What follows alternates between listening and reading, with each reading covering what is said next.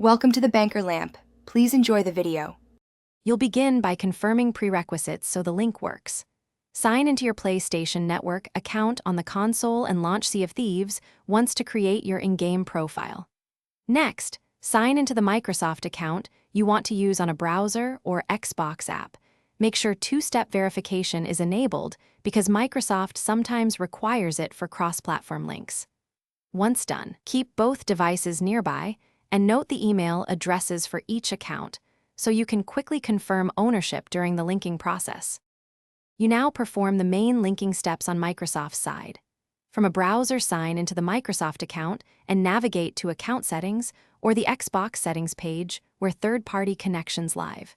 Choose to link a PlayStation or external profile and follow prompts.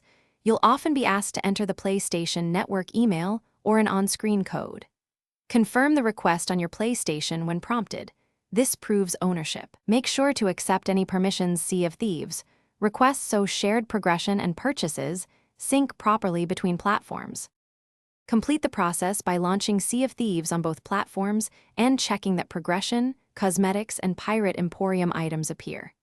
If you don't see content, sign out of both accounts, clear browser or console cache, and retry the exact linking flow. Sometimes stale sessions block handshakes.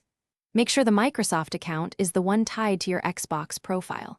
If problems persist, gather account ID and error messages. Then contact Microsoft support.